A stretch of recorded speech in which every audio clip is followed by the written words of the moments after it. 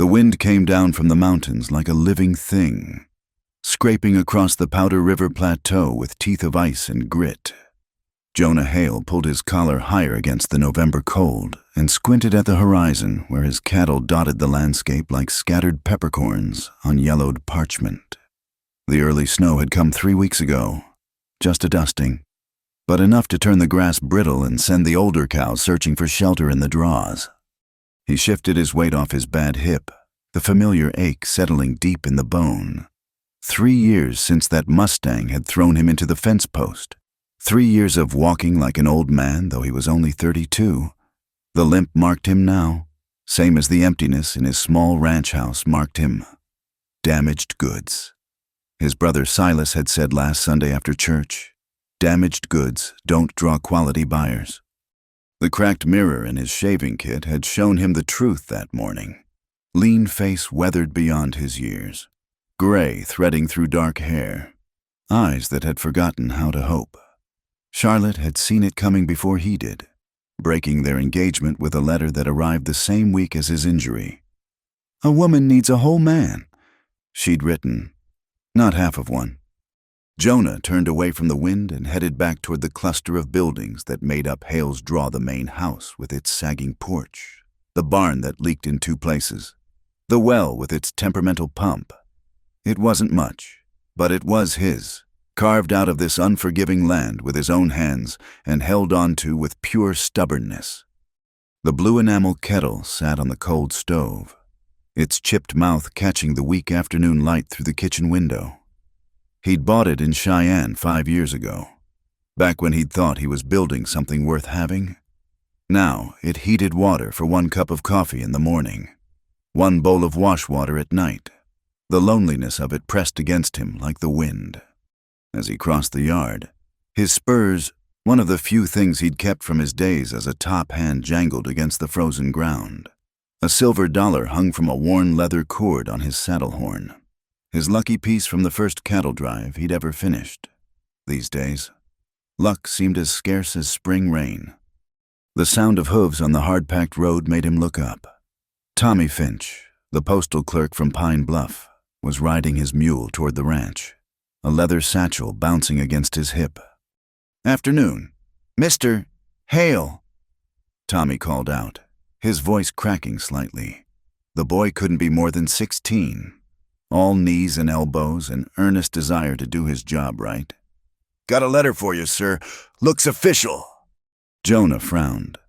Official letters usually meant one thing: Barrett Crow and his bank, circling like a vulture over struggling ranches. The note he'd signed 2 years ago would come due in December. 60 days to find money that didn't exist. But when Tommy handed him the envelope, Jonah saw it bore the return address of a matrimonial agency in Chicago. His frown deepened. "This some kind of joke, Tommy?" The boy's eyes widened. "No, sir. It came through the regular mail. Mrs. Henderson at the post office. She said..." He caught himself, color flooding his cheeks. "That is, I just deliver them, Mr. Hale." After Tommy left, Jonah stood in his kitchen, staring at the unopened letter. He hadn't written to any marriage broker. The very idea was laughable. What woman would want a limping rancher with more debts than cattle, living in a house where the wind sang through the walls? He set the letter on the table and tried to ignore it while he heated leftover beans and cornbread for supper. But it sat there like an accusation, its crisp Chicago postmark mocking the rough simplicity of his life. Finally, as darkness settled over the plateau and the first coyotes began their evening chorus, he opened it. "Dear Mr. Hale," the flowery script began. "We are pleased to inform you that your matrimonial request has been successfully matched. Mrs. Ruth Marlowe, a respectable widow of good character, has agreed to correspondence with the possibility of marriage. She will arrive in Pine Bluff on the 15th of November via the westbound stage." The 15th of November. That was tomorrow. Jonah read the letter twice more, searching for some clue, some explanation. The description of himself in the letter was accurate enough. Rancher. Age 32. Established property, but dressed up in language he'd never use. And at the bottom, clear as day, was his supposed signature on a contract he'd never seen. Someone had done this. Someone had played a cruel trick. And now a woman was traveling across half the country to marry a man who hadn't sent for her. He spent a sleepless night turning it over in his mind. Come morning, he'd have to ride to Pine Bluff, meet this woman, and explain the misunderstanding. Send her back on the next stage with money for her trouble. Money he didn't have. The humiliation of it burned worse than the November wind. The next day dawned gray and bitter. Jonah saddled his steadiest horse, favoring his bad hip as he swung into the saddle. The ride to Pine Bluff took 2 hours on a good day, longer when the wind drove sand and grit into his face. Pine Bluff huddled against the base of a low rise, as if seeking shelter from the endless sky. The train depot squatted at one end of the main street, the Calvary Baptist Church at the other, with Emerson's General Store, the Silver Dollar Saloon, and Crow's First National Bank filling the space between, a town built on cattle money and held together by habit more than prosperity. Jonah had timed his arrival for late afternoon, hoping to miss the worst of the crowd. But as he approached the stage depot, he saw a gathering that made his stomach sink. His brother Silas stood near the platform with his wife Eugenia, both dressed in their Sunday finest. Barrett Crow lounged against a post, his silver-headed cane catching the light. Sheriff Dodd picked at his teeth with a splinter, badge glinting dully on his vest. And scattered through the crowd, Jonah heard the whispers, "Ugly widow, mail-order bride," Hale's desperation. Understanding hit him like a kick from a mule. This was Silas's doing, his brother's idea of a joke, a way to humble him further, to push him towards selling the ranch. The marriage broker, the forged signature, the gathering crowd, all orchestrated for maximum humiliation. The stage rolled in with a clatter of wheels and a cloud of dust. Jonah wanted to turn his horse around, ride back to his empty house, lock the door against the world. But something, stubbornness, maybe, or a sudden fury at being made a fool, kept him in the saddle. Passengers began to disembark. A drummer with his cases, 2 cowboys heading back to the Rocking M, an elderly couple clutching carpet bags, and then, last of all, a woman in a heavy traveling cloak, her face hidden by a deep hood. She moved carefully, as if testing each step before committing her weight. When she reached the platform, the wind caught her hood, pulling it back just enough for Jonah to see her face. The scar ran from her left temple down across her cheekbone, a pale ridge against weather-darkened skin. It pulled at the corner of her eye, gave her mouth an uneven cast. Not ugly, exactly, but marked in a way that would make people look and then look away. She stood very still on the platform, one gloved hand clutching a worn carpet bag, the other holding her hood against the wind. Around her neck, barely visible, was a faded purple ribbon, its ends frayed from years of handling. The crowd's whispers rose like buzzing flies. Eugenia pressed a handkerchief to her nose as if the woman carried some contagion. Silas's grin stretched wide as a wolf's. "There's your bride, brother," he called out. "Everything you deserve." Something in the woman's stillness, in the careful way she held herself against their mockery, stirred an unexpected kinship in Jonah's chest. He knew that Stance had adopted it himself every Sunday when the good families of Pine Bluff looked past him like he was part of the furniture. He dismounted slowly, mindful of his hip, and approached the platform. Up close, he could see her hands trembling slightly despite her composed expression. Her eyes, brown as autumn earth, met his with a mixture of wariness and resigned dignity. Mrs. Marlowe." His voice came out rougher than intended. She nodded once. "Mr. Hale." Her voice was low, careful, with a slight rasp as if she'd breathed too much smoke sometime in her past. "I apologize if my appearance is not what you expected." The crowd pressed closer, eager for the show. Jonah felt their anticipation like hooks in his skin. This woman had traveled hundreds of miles on a promise that wasn't real, to meet a man who hadn't sent for her, and now stood exposed to the mockery of strangers. "Ma'am," he said, loud enough for the crowd to hear, "I think there's been a misunderstanding, but it's too cold to sort it out here. Would you—" He paused, knowing what he was about to offer would fuel gossip for months. "Would you come to the ranch? We can discuss the situation properly."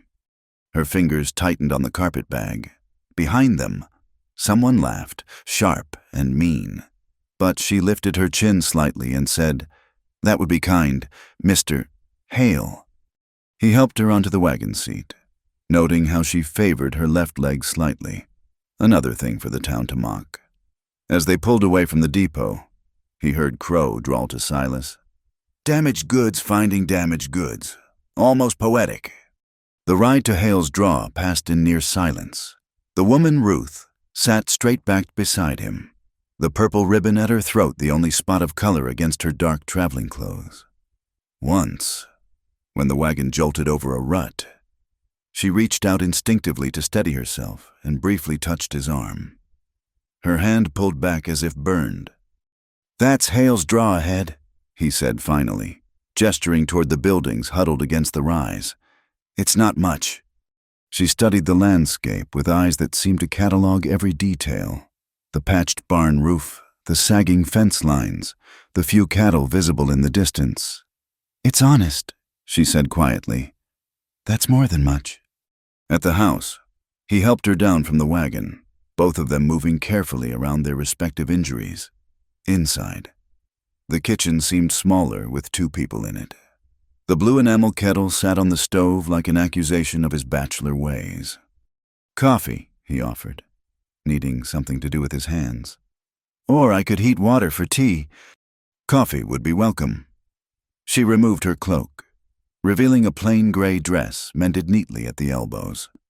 The purple ribbon at her throat was revealed as silk, probably once fine, now soft with age. "Mr. Hale, I should explain." "No," he interrupted. "I should explain. That letter, the marriage contract, I didn't send for you. My brother thought it would be amusing to play this trick. I'm sorry you've traveled all this way for nothing." She absorbed this information with barely a flicker of expression. Then, surprisingly, her mouth curved in what might have been the ghost of a smile. "I suspected as much when I saw the crowd. Men planning to marry don't usually invite half the town to witness the meeting." "I'll pay for your return passage," he said quickly. "And a room at the hotel until the next eastbound stage.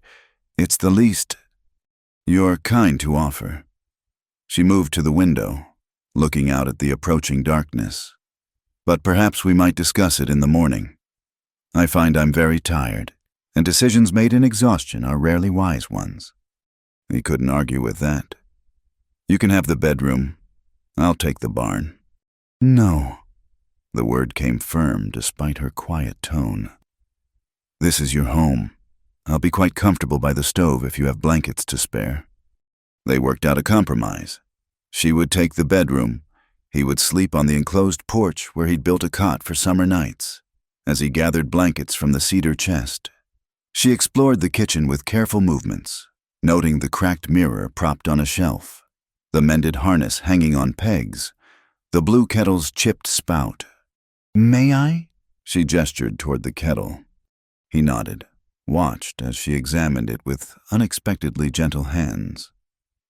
"It's from Cheyenne," he heard himself say. "Bought it when I thought I was building something." She set it back carefully on the stove. "Beautiful things that survive hard use have their own value." She said, "The chips and cracks just prove they're strong enough to last." Later, as he lay on the narrow cot listening to the wind test the walls, Jonah thought about those words. In the morning, he'd take her back to town, endure the laughter, send her on her way. But tonight, for just these few hours, there was another human presence in his house. Someone who understood about being marked, about carrying visible damage in a world that preferred its people whole and unmarked. The wind sang its familiar song through the gaps in the siding, but somehow it seemed less lonely than before. The morning came wrapped in dust clouds, driven by a wind that rattled the windows and sent grit seeping through every crack. Jonah woke stiff from the cold porch, his hip protesting as he stood. Through the kitchen window, he could see a yellow haze hanging over the plateau, the kind of dust storm that would have the cattle huddled in the draws with their backs to the wind.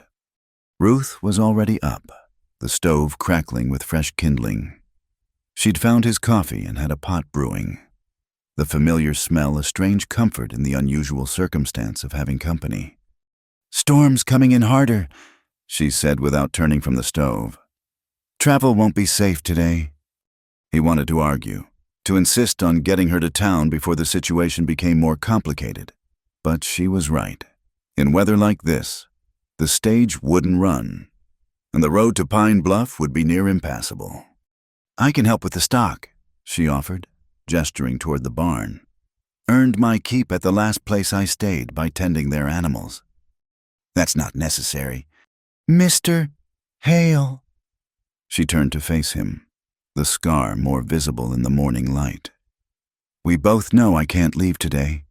Let me be useful while I'm here. I don't take charity well." "Union or Confederate?" she asked quietly. A slight softening around her eyes might have been approval. "Then I'm Ruth, though I suspect in town I'll remain the ugly widow, regardless." They worked through the morning in companionable efficiency. She handled the old mule, Pepper, with practiced ease, checking his hooves and adjusting his feed. Her slight limp didn't slow her much, and she knew her way around a barn. When Pepper tried his usual trick of leaning his weight against whoever was cleaning his stall, she simply stepped aside and let him stumble, then resumed her work as if nothing had happened. "He's testing you," Jonah said, surprised by the mule's acceptance when Pepper nuzzled her shoulder afterward.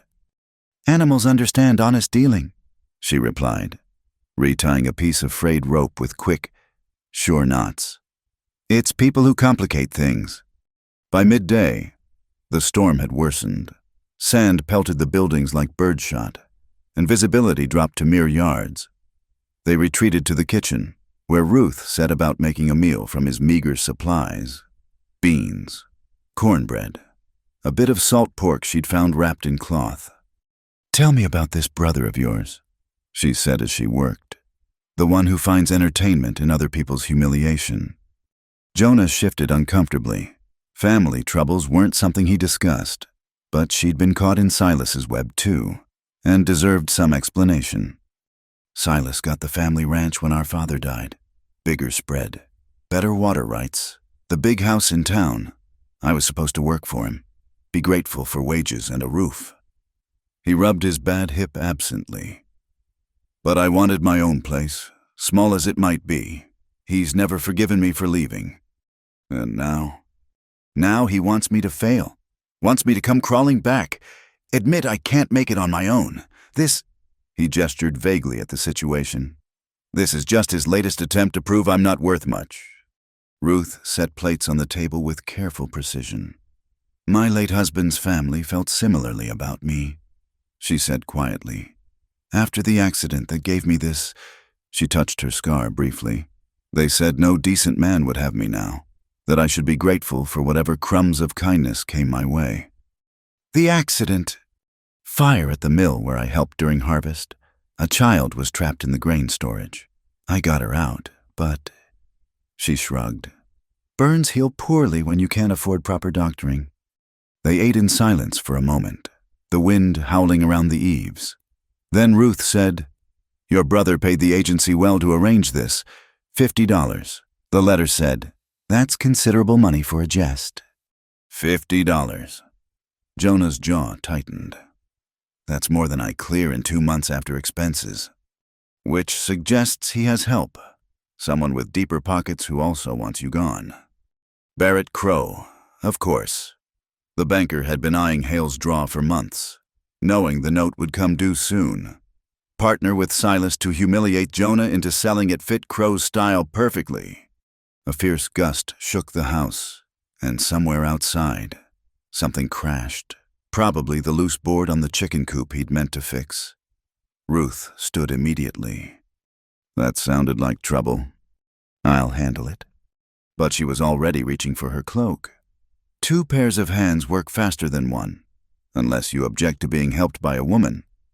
There was a challenge in her voice, and he realized she'd probably faced that objection many times. No objection, but the wind's fierce. They fought their way to the chicken coop, where the board had indeed torn loose, leaving a gap large enough for coyotes or foxes. The chickens huddled in the far corner, feathers ruffled with distress. Ruth held the board in place while Jonah hammered, her strength surprising for her slight build. When a particularly violent gust nearly tore it from her hands, she braced her whole body against it, teeth gritted with determination. Back inside, breathless and coated with dust, she pulled the purple ribbon from her throat to shake the grit from it. The simple gesture was oddly intimate, the careful way she smoothed the worn silk, how she folded it precisely before tucking it into her pocket. "It was my mother's," she said, catching his glance. "One of the few things I have left of her. Silly to wear it, I suppose, but we all have our tokens." He touched the silver dollar at his belt unconsciously. Things that remind us we were someone before life knocked us down. Evening came early, the storm blotting out the sun. They prepared for another night, she in the bedroom, he on the porch, but as he gathered his blankets, she appeared in the doorway. "This is foolishness," she said firmly. "You sleeping cold while there's a perfectly good kitchen with a stove. I've slept in far worse places than a warm kitchen. We're both adults who understand propriety. We can manage." So they worked out new arrangements. She took the kitchen with blankets arranged near the stove. He kept his bedroom but left the door open for warmth to circulate. It was practical, sensible, and yet felt like crossing some invisible line. "Jonah," she called softly as he was settling in. "What happens when the storm passes with me? I mean—" He stared at the ceiling, considering. "I'll take you to town, put you on the next stage east. Make sure you have money for the journey. And your brother, he'll be waiting for the next act of his comedy." "Let him wait. His entertainment's cost enough already." A long pause. Then, "What if I didn't go back?" His breath caught. "What?" "I have nothing to return to. No family, no position, barely enough saved for a month's lodging. That's why I answered the advertisement desperation, not hope." Her voice was matter-of-fact, stripped of self-pity. "Here, at least, I could work, earn my keep until I saved enough to move on properly. You need help with this place. Anyone can see that." People would talk. People are already talking. What's the difference between being mocked as your mail-order bride or as your hired help? At least one's honest. He thought about her hands steady on the board, the way Pepper had accepted her, how she'd made his bare kitchen feel less empty. "I can't pay much. Room and board would be enough to start. I'm used to making do." "All right," he heard himself say. "We'll try it for a month. See how it goes." Outside, the wind began to die, the storm passing as quickly as it had come. In the relative quiet, he heard her moving in the kitchen, settling in for the night. It was strange. Knowing another person was under his roof by choice rather than accident. Strange, but not unpleasant. The next morning dawned clear and cold. Jonah woke to find Ruth already outside, studying the damage from the storm. A section of fence was down, and tumbleweeds had piled against the barn's north side. "I can clear those while you handle the fence," she offered. They worked through the morning, falling into a rhythm as if they'd been doing this for years instead of hours. When riders appeared on the horizon just before noon, they both paused, watching the dust clouds approach. It was Silas, of course, accompanied by Eugenia and Sheriff Dodd. They reined up just outside the yard, Silas's grin wide and malicious. Well, the blushing couple survived their first night. "Eugenia, you owe me $5. His wife tittered behind her gloved hand. I was certain she'd have fled by now. How cozy you both look." Ruth straightened from where she'd been working, bits of tumbleweed still clinging to her skirts. "Mr. Hale, Mrs. Hale, Sheriff, how kind of you to check on us after the storm." "We're not here for pleasantries," Silas said. "Just wanted to see how my little gift was settling in. Hope you're enjoying your new bride. Jonah, cost me enough to arrange." "Your money was wasted," Jonah said evenly. "As you intended." "Was it? Seems to me she's still here, making herself quite at home." Silas leaned forward in his saddle. "You always were too proud to admit when you're beat, little brother. This ranch is failing. You're failing. Now you've got another mouth to feed, you'll be begging to sell by Christmas." "That's enough, Silas. Is it you know Crow's offer still stands? Better than watching the bank take everything for pennies on the dollar?" Sheriff Dodge shifted uncomfortably. "Now, folks, no need for family disputes in public." "Public," Eugenia laughed, sharp as breaking glass. "Sheriff, there's nothing public about this. We're just visiting family, checking on my dear brother-in-law and his arrangement." Ruth moved closer to Jonah, not touching but near enough that he could feel her presence like a shield. "If you've come only to mock," she said quietly, "then you've had your fun. Some of us have work to do." "Work?" Silas's eyebrows rose. My, already acting the dutiful wife. Tell me, brother, did you explain the terms? Did you mention the note coming due the liens? Or did you paint a pretty picture of ranching life to trap another poor soul in your failure?" "I'm aware of the circumstances," Ruth said before Jonah could respond. "Fully aware, which is more than you seem to be, Mr. Hale."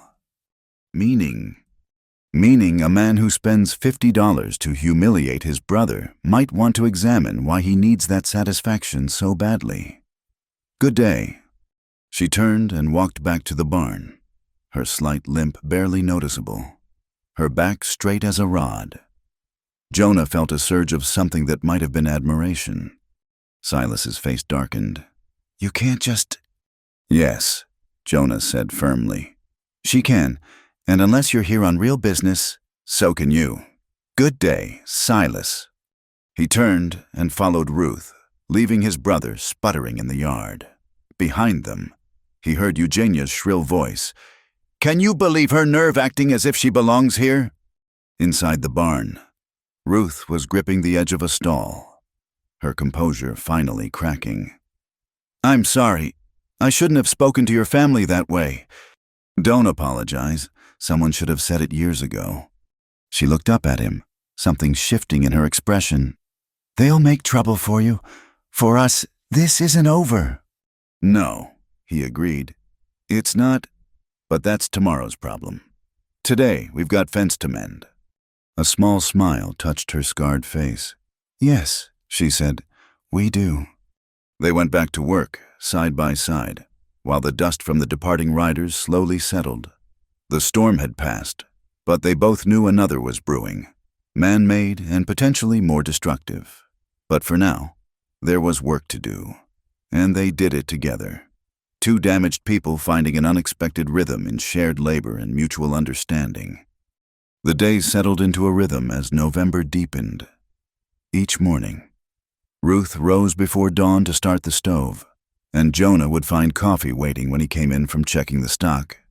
They moved around each other carefully, like dancers learning new steps, maintaining a respectful distance that somehow didn't feel cold. She'd taken over the kitchen entirely, transforming his bachelor's mess into something resembling a home. The blue enamel kettle now sat beside a row of preserve jars she'd organized, and fresh herbs hung drying from the rafters, plants she'd found growing wild near the creek and knew how to use. "For when the joints ache," she'd explained, hanging a bundle of willow bark. "And this is feverfew, good for headaches." They'd established unspoken rules. She kept to the kitchen for sleeping, he to the bedroom. They took meals together but spent evenings apart, him mending tack on the porch, her reading from a worn Bible by lamplight on Sundays. Neither suggested attending church in town. The memory of that first day, the crowd's cruel anticipation, was too fresh. It was a Tuesday when the Ladies' Aid Society descended. Jonah was in the far pasture, checking on a cow about to calf, when he saw the buggy approaching the house. His stomach sank as he recognized Eugenia's matched grays and the cluster of bonneted heads. By the time he'd ridden back, they were already inside, their voices carrying clearly through the windows. "Such a rustic arrangement," Eugenia was saying. "Though I suppose one makes do with what one has."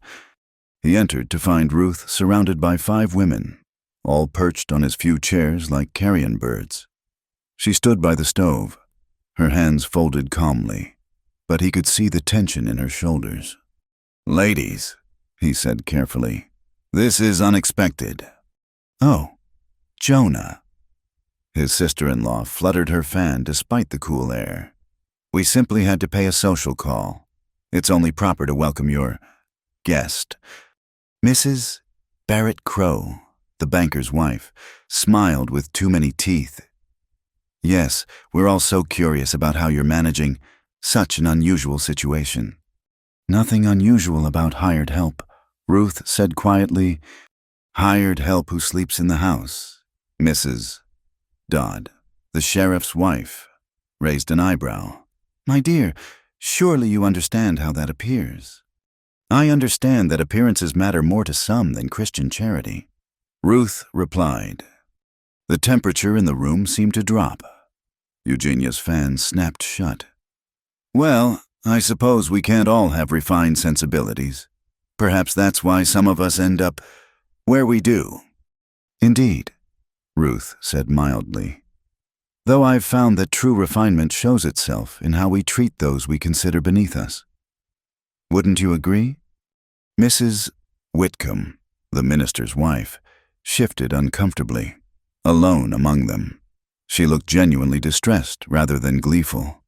"Perhaps we could all have some tea," she suggested weakly. "I'm afraid we're out," Ruth said. "But I'd be happy to offer you coffee. It's what working people drink."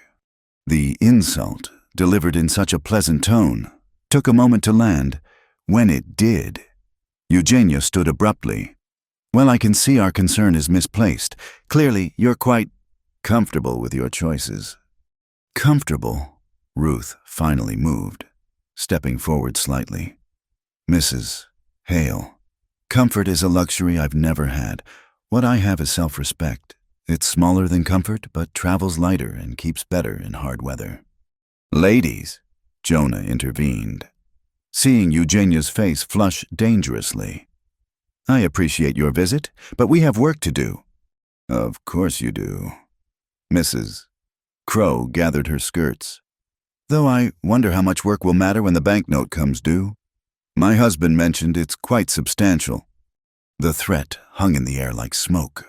The women filed out, Eugenia pausing at the door. "You know, Jonah, it's not too late. Silas would still help you. All you have to do is admit you need it. Get rid of excess baggage." After they left, Ruth sank into a chair, her composure finally cracking. "I'm making things worse for you." "No." He remained by the door, watching the buggy disappear. "They'd find another reason to come pecking. You just gave them a target that pecks back." She laughed, short and bitter. "A lifetime of practice, though it never gets easier, being their entertainment." That evening, he found her sitting on the porch despite the cold, the purple ribbon twisted between her fingers. "My husband," she said without preamble, "used to say I provoked people, that if I just keep my head down, stay quiet, they'd leave us be."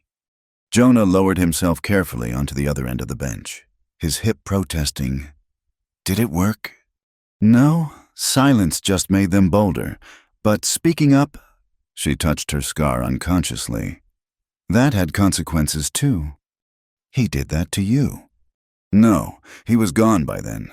Died in a saloon fight 2 years into our marriage. The scar came later, from the fire. But he left other marks. the kind that don't show. They sat in silence, watching the stars emerge. Finally, Jonah said, "My fiancée, Charlotte, she said I'd changed after the accident, become bitter, difficult. Maybe she was right.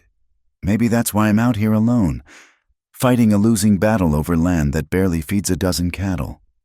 Or maybe," Ruth said softly, "you're out here because you refuse to be what they want, broken, begging, grateful for scraps.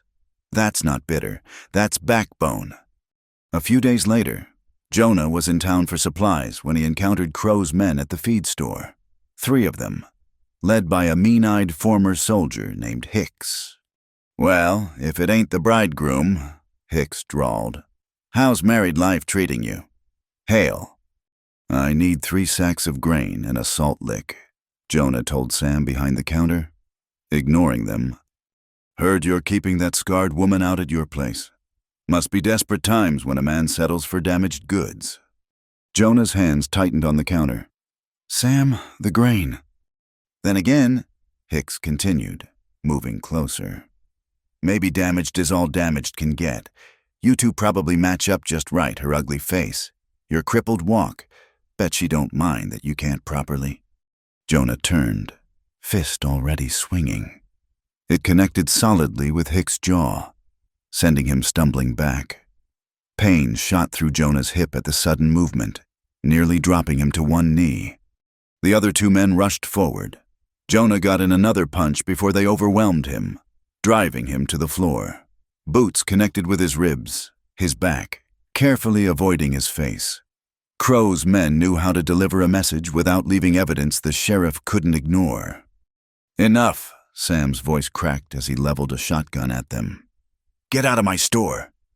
Hicks spat blood, grinning. "Just having a conversation about his woman. Man ought to control what belongs to him better." They left laughing. Sam helped Jonah to his feet, offering a wet cloth for his split lip. "You all right?" "Fine." He wasn't. His hip screamed, and every breath hurt. But he loaded the grain and made the slow ride home. Ruth took one look at him and guided him inside without a word. She helped him to a chair, then went to work, warm water, clean cloths, the sharp smell of her homemade liniment. "What happened?" She kept her voice neutral as she dabbed at his lip. "Crow's men, they said—" He stopped. "No need to repeat their ugliness." "About me." It wasn't a question. "I'm sorry." "Don't." The word came out harsher than intended. "Don't apologize for their meanness." She worked in silence, checking his ribs with clinical efficiency. When she found the swelling along his hip, she made a small sound of concern. "This is bad. You need to stay off it for a few days." "Can't. Too much work." "Then you'll do permanent damage." She met his eyes steadily. "Is your pride worth never walking straight again?" That night, she appeared at his bedroom door with extra blankets and the liniment. "For your hip, the cold makes it worse, doesn't it?"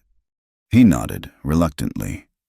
She moved into the room, all business, showing him how to apply the salve properly. Her hands were gentle but impersonal, and he found himself holding his breath at the simple human contact. "My husband," she said quietly as she worked, "broke 3 of my fingers once for speaking back to his mother. The doctor who set them said I should be more careful, learn to hold my tongue." She stepped back, wiping her hands. "I never did learn, but I learned other things. How to set bones, how to make pain bearable, how to survive what can't be changed."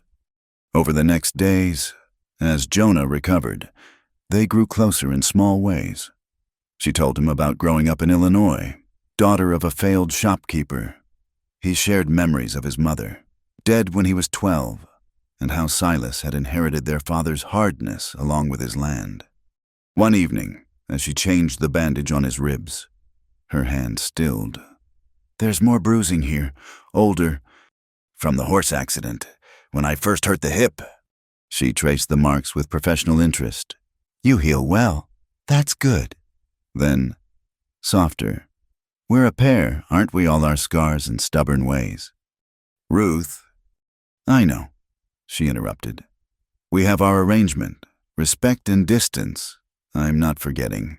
But sometimes it's nice to imagine what it would be like, to be chosen for who we are, not settled for because there's nothing better. The moment stretched between them, fragile as frost. Then she stepped back, gathering her supplies. Rest. Tomorrow you should be able to manage light work. But the moment lingered. That night, he lay awake thinking about her hands on his skin.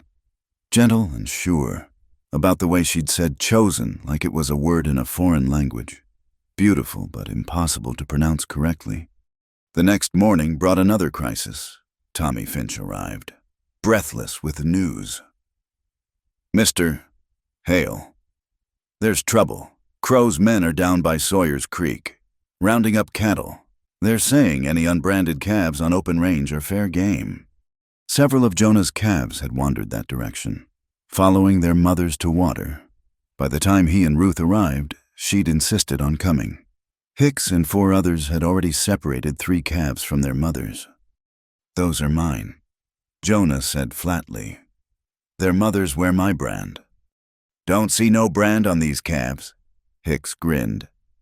Mister, Crow said any unbranded stock on open range belongs to whoever claims it. We're claiming... That's rustling. That's business. Unless you want to try and stop us again, didn't work out so well last time.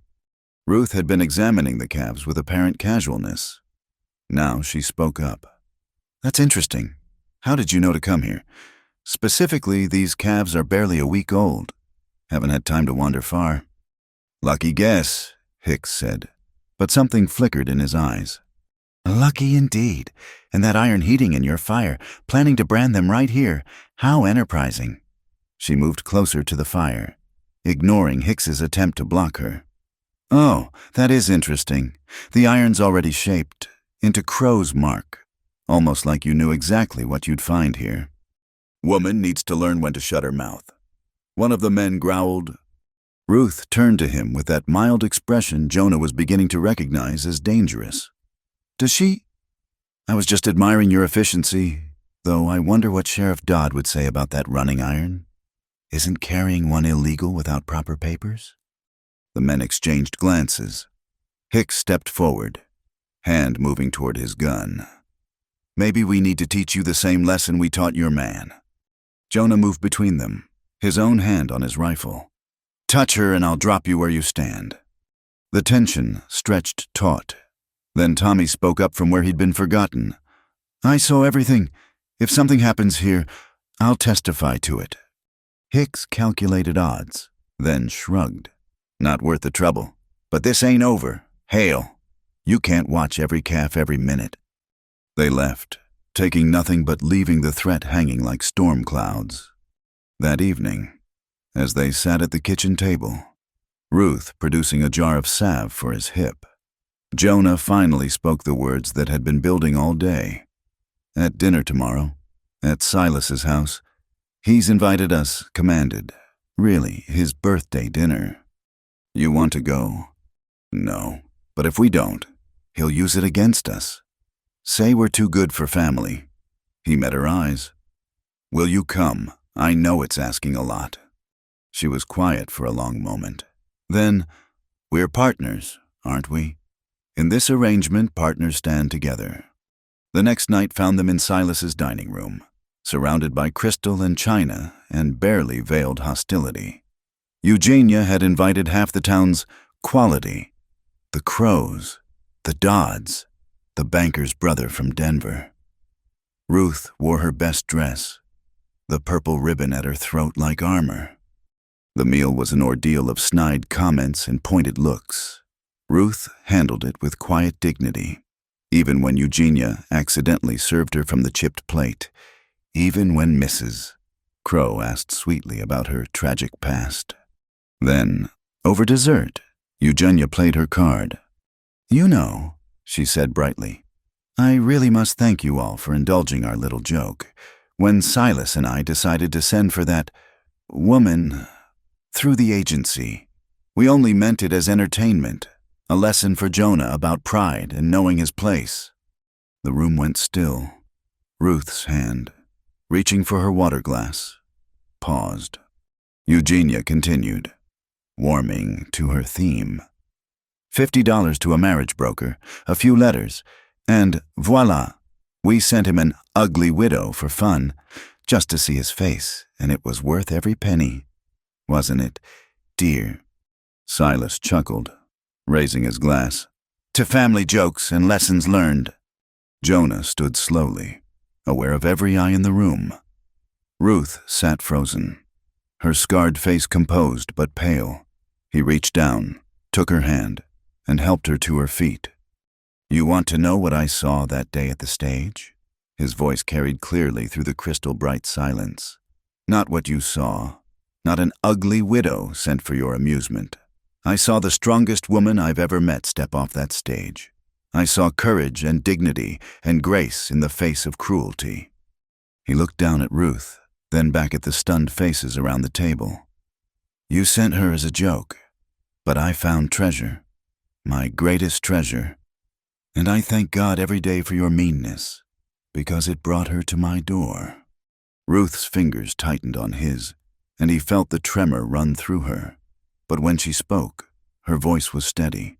And I thank God for finding a man who sees truly. That's worth more than all the crystal and spite in this room. They left together, walking out into the cold night air. Behind them, the dinner party exploded in scandalized voices. Ruth held his arm for support, or perhaps he held hers. It didn't matter. Did you mean it? She asked when they were away from the house. What you said, every word. She stopped walking, turned to face him in the moonlight. Jonah Hale, you're either the best man I've ever known or the biggest fool. Probably both. Definitely both.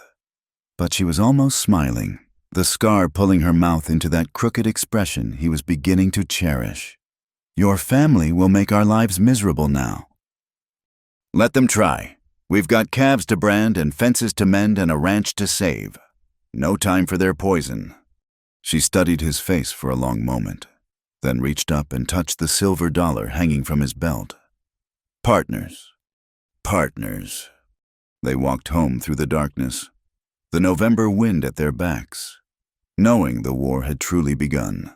But for the first time in years, neither of them felt alone in the fight. The blizzard arrived 3 days after the dinner party, sweeping down from the mountains like a living wall of white.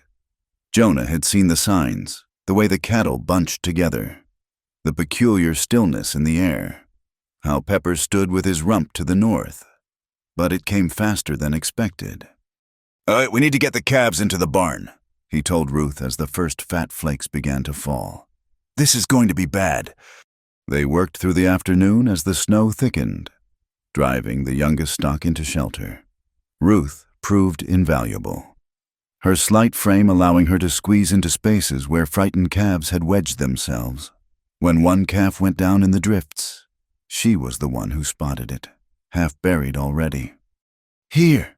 She waded through knee-deep snow, her skirts dragging heavy. Together they hauled the shivering animal to safety, Ruth cradling its head while Jonah carried the hindquarters. By nightfall, the world had vanished into a howling white void. They barely made it back to the house, navigating by memory and the rope Jonah had strung between buildings.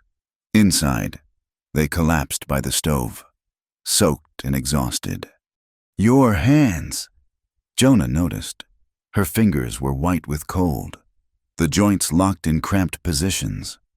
Just cold, but when she tried to flex them, she winced. He took her hands between his, rubbing carefully to restore circulation. You have to tell me when you need help. Frostbite's nothing to toy with. I know, She watched him work on her fingers, his touch gentle despite his own exhaustion. I'm used to managing alone. You're not alone now.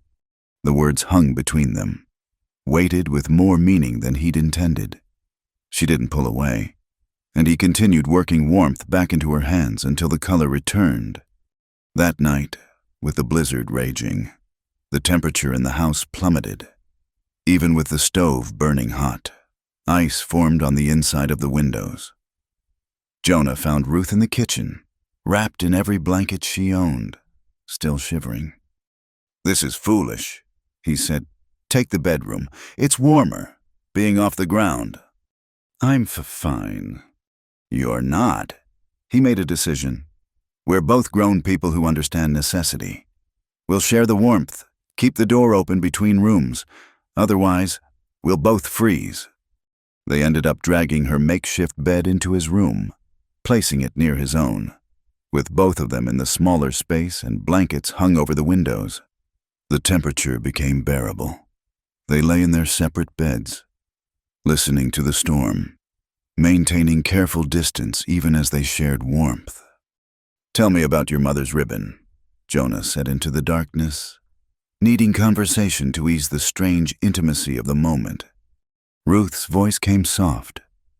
"She wore it on her wedding day, said purple was for faithfulness, to promises, to hope, to love. She gave it to me before she died, told me to save it for when I found something worth being faithful to." "And did you find something?" A long pause. "I thought I had once, but I was young, and he was handsome, and I mistook attention for affection. After he died, I kept wearing it anyway, to remember that faithfulness should go both ways." "My silver dollar," Jonah offered in return. "Was my first real wages. Earned it at 15, breaking horses for the double bar. My father said I'd wasted on foolishness, but I kept it. Proof I could earn my own way." "And have you earned your own way?" "Still trying. Some days I wonder if he was right, if I'm just a fool chasing pride." "No." Her voice came firm through the darkness. "A fool doesn't work sunup to past sundown. A fool doesn't fight for what's his against men like Crow. You're many things. Jonah Hale, but not a fool." The blizzard lasted 2 days.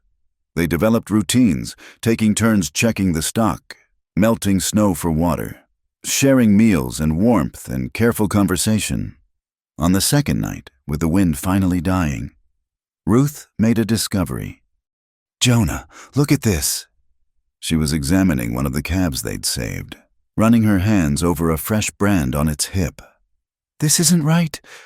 He looked closer. It was his brand, but something was off. The edges were too clean, the depth uneven. "That's not my iron's work." "No, and smell this." She held out a small tin she'd found tucked in the calf's pen. "Black grease, theatrical makeup, the kind actors use. Someone marked this calf to look branded, but it's fake. It'll wash off in a few days." Understanding dawned. "They're marking the calves as mine, then when the brand disappears, they can claim them as unbranded strays. Rustling made legal." She looked grim. "We need to check every animal, document everything." They spent the next morning cataloging evidence. Ruth proved to have an excellent eye for detail, noticing things Jonah missed, a hair stuck in the grease that didn't match his cattle, the pattern of the fake brands that suggested a specific iron shape. "This one's important," she said, holding up a tin lid. "See the maker's mark, Henderson's Theatrical Supply. Denver, that's traceable." "You know about theater." "My father sold supplies to traveling shows before his shop failed. I learned to read people by watching actors become someone else every night. These men, Crow's men, they're bad actors playing at being cowboys. Real ranchers wouldn't make these mistakes." Tommy Finch appeared as the snow stopped, struggling through the drifts with urgent news. "Mr. Hale, there's trouble coming. Hicks and 6 men are heading this way. They're saying you stole Crow's cattle during the storm." "Of course they are." Jonah checked his rifle, his movement steady despite the anger burning in his gut. "Tommy, ride to town. Find Reverend Whitcomb and anyone else who'll listen. Tell them what's happening." "I'll go with him," Ruth said, already reaching for her cloak. "No, I need you here." He met her eyes. "You're the one who found the evidence. You can explain it better than I can." She nodded. Understanding. This was their stand. Hicks arrived with his men just as the sun reached its zenith, their horses struggling through the snow. Jonah met them in the yard, rifle across his arm, Ruth beside him. "Hail," Hicks called out. "We're here for Mr. Crow's property. Stand aside." "Nothing here belongs to Crow." "That's so, because we've got reports of his branded stock in your barn. That's hanging offense. Hail." "Then let's look at these brands." Ruth stepped forward. "I'm sure you'll find them." "Interesting." Something in her tone made Hicks hesitate. "This ain't women's business." "Fraud is everyone's business." She held up the tin of grease. "Especially when it's this sloppy." One of Hicks's men shifted nervously. "Boss, maybe we should—" "Shut up." Hicks dismounted, hand near his gun. "Woman, you're trying my patience." "Then let me be quick." Ruth walked to the barn, ignoring the armed men. "Gentlemen, observe." She let out one of the marked calves. In the bright sun, the fake brand was obvious, too dark, sitting on top of the hair instead of burned into hide. She produced a bucket of warm water and a cloth. "Real brands don't do this." She scrubbed at the mark. Black grease came away, revealing unmarked hide beneath. But theatrical makeup does. The silence was deafening. Hicks's face went through several colors before settling on furious red. "You planted that. You—" "Did I plant this too?" She held up the tin with its Denver marking. "Or this," the iron they'd been heating, which she'd noticed didn't match any registered brand. "Or perhaps you'd like to explain why you're carrying enough theatrical grease to mark a dozen calves." "Tommy's bringing witnesses." Jonah added quietly. "Reverend Whitcomb, maybe others. You sure you want to be here when they arrive?" Hicks looked between them, calculating. His men were already backing away, not liking the odds. Finally, he spat in the snow. "This ain't over?" "Yes," Ruth said calmly. "It is. At least this part. You're not rustlers. You're not smart enough. You're just bullies with a poor understanding of how brands actually work. Run back to Crow and tell him to hire better help next time." They left, but not before Hicks gave Ruth a look that promised retribution. She met it steadily, unflinching. After they were gone, Jonah found his hands shaking slightly. That was dangerous, calling them out like that. Maybe, but bullies count on people being too scared to state the obvious. She was repacking the evidence carefully. "We'll need to keep all this safe. They'll try again." "Ruth," he caught her arm gently. "What you did, I've never seen anyone face down armed men with just words and wash water. I've learned that when you can't match them strength for strength, you have to be smarter. My husband taught me that, though not the way he intended." She looked up at him. "Are you angry that I took such a risk?" "Angry, He searched for words. "I'm grateful, and terrified, and impressed beyond measure." She smiled then, the expression transforming her scarred face. "Jonah Hale, I believe you're developing feelings. Would that be so terrible?" The question hung in the air. She reached up, touched his cheek briefly. "No, not terrible, just complicated." Tommy returned with Reverend Whitcomb and, surprisingly, 3 other townspeople, the blacksmith, the general store owner, and Doc Morrison. They listened to the evidence, examined the fake brands, took notes. "This is serious," the Reverend said gravely. "Attempted rustling through fraud. I'll speak to the sheriff." "Dodd won't do anything," Jonah said bitterly. "Perhaps not, but others will know. Truth has a way of spreading, even in a town like Pine Bluff." That night, they sat by the stove, exhausted but victorious. Ruth was mending a tear in her cloak, her fingers steady on the needle. Jonah watched her work, thinking about her courage, her quick thinking. How right she looked in his kitchen. "I meant what I said at Silas's dinner," he said suddenly, "about finding treasure." Her hands stilled. Jonah, I know we have an arrangement. I know this started as a cruel joke. But somewhere between you standing up to Eugenia and washing fake brands off calves, He took a breath. I started seeing a future that wasn't just surviving. She set down her sewing, met his eyes. I see it too, but seeing and having are different things. Your family, the town, Crow, they won't just let us be. Then we fight them. Together. Together. She smiled, that crooked, beautiful smile. All right then, together. Outside, snow began to fall again, gentler this time. Inside, they sat in companionable silence. Two damaged people who'd found something worth fighting for in each other. The war with Crow was far from over, but for tonight, they had warmth, safety, and the beginning of something that might, with care and courage, grow into love. The smell of smoke reached them first, carried on the evening wind like a harbinger of doom. Jonah had been mending harnesses on the porch when he caught it, not the clean smoke of a chimney fire, but the acrid scent of burning grass. Ruth? He stood quickly, ignoring the protest from his hip. She emerged from the house, flour still dusting her hands from making bread. Fire, she said, reading his face. Where? They climbed to the roof of the barn for a better view. There, along the eastern edge of Hale's Draw, where the pasture met the main valley. An orange line crept through the dry grass. The wind was pushing it directly toward the ranch. They've set it at the narrowest point, Ruth observed, her voice tight with controlled fear. If it jumps to the barn hay, get every bucket, pot, and pan we have. Jonah ordered, already climbing down. Fill them at the well. I'll start cutting a fire break. They worked frantically as darkness fell and the fire grew. Jonah used the plow to turn the earth, creating a barrier of bare soil while Ruth hauled water with desperate efficiency.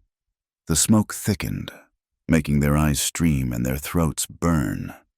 Through the haze, riders appeared. Crow's men, silhouetted against the flames. Sheriff Dodd was with them, his badge reflecting the firelight. Hale, Dodd called out. You need to evacuate. This fire's beyond control. Funny how it started right where it would do the most damage. Jonah shouted back, not pausing in his plowing. Accidents happen, Hicks said, grinning in the flickering light. Dry season and all. Real shame if it takes your barn. All that hay, those wooden walls. Sheriff, you're witnessing arson, Ruth called out, dumping another bucket on the creeping flames. I'm witnessing a range fire. Ma'am, could have started from anything, dropped match, lightning strike. Lightning from a clear sky. She gestured at the star-filled night. How miraculous. The wind suddenly gusted, sending embers swirling. Several landed on the barn roof, immediately beginning to smoke. Ruth grabbed her skirts and ran for the ladder. Ruth, no, Jonah started after her, but she was already climbing. On the roof, she attacked the smoldering spots with wet burlap, beating out each ember before it could catch. Below, Crow himself had arrived, sitting his horse with aristocratic calm. Hale, be sensible. The banker called. Accept my offer for the ranch. Sign tonight, and my men will help fight the fire. Otherwise, he shrugged eloquently. Go to hell, Crow. Already there, from the looks of it. Crow nodded to his men. Shame if someone got hurt in all this confusion. Fires are so unpredictable. That's when Jonah noticed the real trap. The fire at the pasture was a distraction. Fresh smoke was rising from the feed storage shed, the one holding their winter hay supply. If that went up, the cattle would starve. The shed! He abandoned the plow, running despite his hips screaming protest. Ruth saw it too. She slid down the ladder and raced after him. Together, they kicked open the shed door. Inside, flames were already licking up the back wall where someone had poured kerosene. The calves, Ruth gasped. Several young cattle were penned adjacent to the shed, trapped by the spreading fire. Without hesitation, she grabbed a rope and plunged into the smoke. Jonah followed, coughing violently as the heat pressed against them. Ruth worked with desperate efficiency, cutting the pen ropes while Jonah herded the panicked animals towards safety. One calf had collapsed, overcome by smoke. Ruth dropped to her knees beside it, and that's when Jonah saw the flames racing across the roof above her. Ruth, get out! She looked up, saw the danger, but instead of running, she pulled something from her pocket, the purple ribbon. In one swift motion, she tied it to a high post near the door. A marker, she shouted, so we can find our way back. The roof beam cracked ominously. Jonah grabbed Ruth with one arm and the calf with the other, hauling both toward where the ribbon fluttered like a beacon in the smoke. They burst out just as the roof collapsed behind them, sending a shower of sparks into the night. Tommy Finch appeared out of nowhere on his mule, followed by, miraculously, Reverend Whitcomb and a dozen townspeople carrying tools and buckets. "We saw the smoke from town," the Reverend called, already organizing a bucket brigade. "Martha insisted we come." Crow's expression darkened. "This is private property. Reverend, no concern of yours." "Christian duty is everyone's concern," Whitcomb replied mildly. "Besides, fires have a way of spreading. Best to stop them early." With the extra hands, they gradually gained control. The townspeople worked alongside Jonah and Ruth, beating back flames and soaking the ground. Even some who'd snubbed them before pitched in, faced with the immediate threat of wildfire. As they fought the shed fire, Ruth made a discovery. Behind the building, partially hidden by smoke, sat a small metal container still warm to the touch. She recognized it immediately. An iron brand heater, the kind used for marking cattle, but this one had been modified, its base filled with kerosene-soaked rags. "Reverend," she called him over, showed him the evidence. They heated this to start the fire, then planned to discover it later as proof Jonah was careless with his branding irons. Whitcomb's face hardened. "Miss Ruth, would you swear to this in court?" "Before God and man." More evidence emerged as the fires died. Martha Whitcomb found boot prints leading from Crow's men's position directly to the shed. Sam from the general store spotted the tin of kerosene hastily tossed in the brush, the same brand Crow bought exclusively for his lamps. Sheriff Dodd tried to minimize, to excuse, but the weight of witnesses was overwhelming. Even some of Crow's own men looked uncomfortable as the evidence mounted. Finally, Crow himself dismounted, approaching Jonah with barely controlled fury. "You think you've won something here? I think you overplayed your hand," Jonah replied evenly. "Your note comes due in 3 weeks. Where will you get $600? Crow smiled coldly. "I own every bank in 100 miles. No one will lend to you." "Then I'll find another way. With what your barn's damaged, you've lost feed, your cattle are scattered. Face facts. Hale, you're finished." Ruth stepped forward, soot-streaked and exhausted, but unbowed. "Mr. Crow, you made one mistake tonight." "Oh, and what's that woman?" She held up the modified branding iron. "You assumed we'd be alone, that no one would care what happened to the broken rancher and the ugly widow. But look around." Crow did. Seeing the townspeople ranged behind them, not everyone, but enough. Faces that usually turned away were watching him with new suspicion. "Fire doesn't care about social standing," Ruth continued. "Neither does truth, and both have a way of spreading beyond control." For the first time, uncertainty flickered in Crow's eyes. He turned to Sheriff Dodd. "I want them arrested for slander." Dodd shifted uncomfortably. "Mr. Crow, with all these witnesses, might be best to let it lie for tonight." "You work for me, Sheriff." "I work for the law," Dodd said, though he looked like the words pained him. "And right now, the law says there's more evidence of arson by your men than any wrongdoing by Hale." Crow's face went dark with rage. He remounted his horse, gathering his men with a gesture. But before leaving, He drew his pistol, pointing it at Jonah.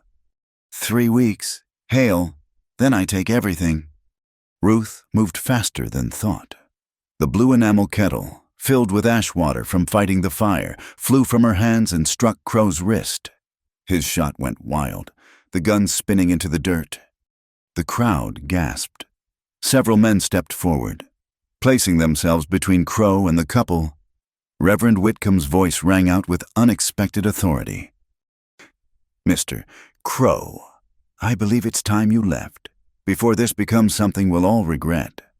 For a long moment, violence hung in the air like smoke. Then Crow wheeled his horse around, his men following. "This isn't over," he snarled, and was gone.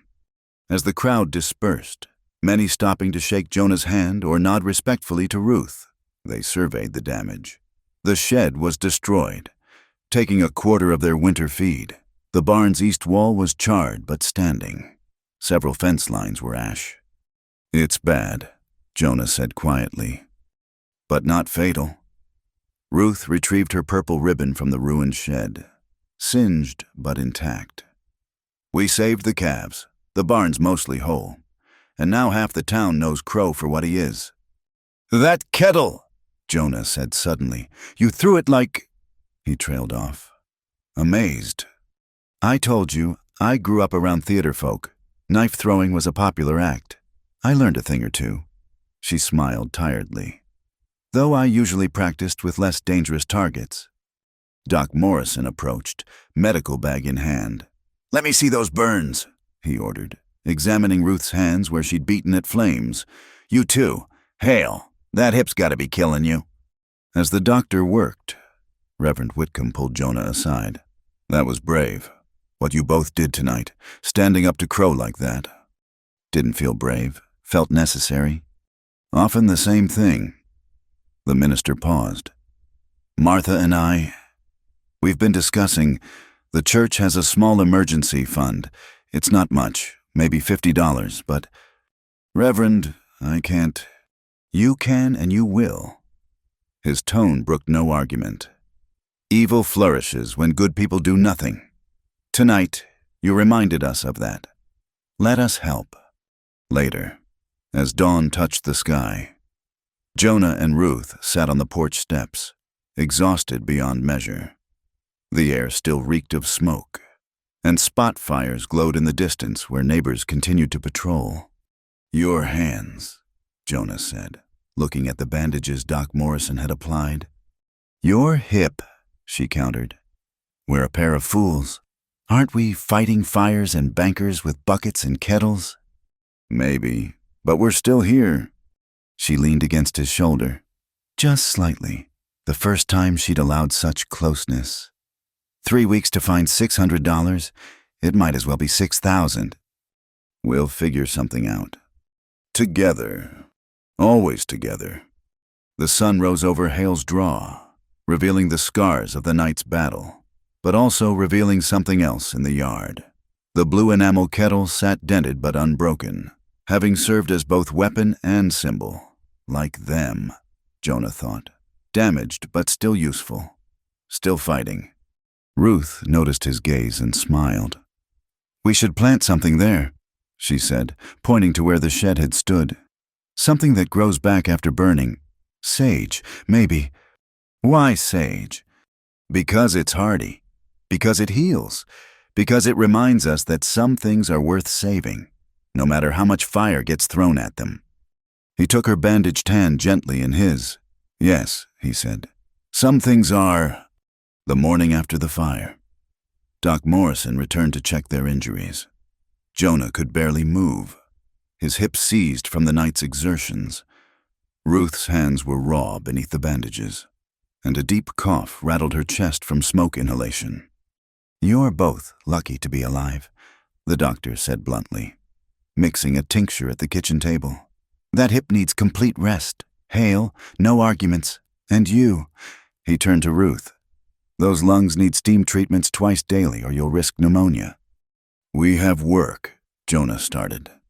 "You have neighbors," Morrison interrupted. "Word's already spreading about last night. Sam's organizing work crews to help rebuild. Martha Whitcomb's collecting food donations. For once in your stubborn life, accept help. After he left, they sat in wounded silence. The magnitude of their situation pressed down. 3 weeks to raise impossible money. Their bodies broken. Winter closing in. I should teach you, Ruth said suddenly, watching Jonah struggle to stand. how to work around the pain, how to breathe through it. You know about this? She nodded slowly. After the mill fire, I couldn't afford proper recovery time. Had to keep working or starve. You learn tricks, how to distribute weight, when to push and when to yield. Over the following days, she showed him exercises learned through hard experience, how to rise using his arms more than his legs, ways to stretch that eased the burning in his hip, breathing patterns that made the pain manageable. Where did you learn all this? He asked one morning as she guided his movements. A Chinese railroad worker named Chen. He'd studied healing in his homeland before coming here. He took pity on me, taught me what he could. Her voice softened with memory. He said pain was like water. Fight it and you drown, but learn to float and you survive. Sounds wise. He was, until a tunnel collapsed on him. His knowledge couldn't save him from tons of rock. She adjusted Jonah's position gently. But what he taught lives on. That's something, isn't it? As Jonah slowly improved, Ruth's condition worsened. The cough deepened, bringing up specks of black from the smoke damage. She tried to hide it, but he heard her at night, muffling the sounds in pillows. One evening, he found her collapsed by the stove, struggling to breathe. Without hesitation, he carried her to his bed, ignoring his hip's protests. No, She wheezed. not proper. Hang propriety. He built up the fire and set water boiling, creating the steam Doc Morrison had prescribed. You saved my life in that fire. Let me return the favor. Through the night, he tended her, keeping the steam flowing, cooling her fever with damp cloths, holding her upright when coughing fits threatened to choke her. In her delirium, she spoke fragments about the mill fire, the child she'd saved, her husband's cruelty. He said I deserved it. She mumbled, fingers tracing her scar. Said I was vain, that God marked me for pride, but I just wanted to help that little girl. Shh, Jonah soothed, his heart breaking at the old pain in her voice. You did help. You saved her. But who saved me? The question came broken, vulnerable in ways she never allowed when fully conscious. I will, he whispered. I promise. By dawn, her breathing had eased. She woke to find him asleep in the chair beside the bed, his hand covering hers protectively. For a long moment, she studied his face, the lines of exhaustion, the premature gray, the fundamental kindness that harsh life hadn't erased. When he stirred, she pretended sleep, not ready to acknowledge the intimacy of the night. But she kept hold of his hand. True to Doc Morrison's word, help arrived. Sam brought men to rebuild the shed. Martha organized women to bring meals and help with household work.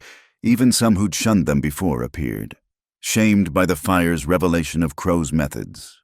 One unexpected visitor was Eugenia, arriving alone in her buggy with a basket of preserves and an uncomfortable expression. I heard you were injured, she said stiffly, not meeting Ruth's eyes. Mother Hale, Silas's mother, she would have wanted.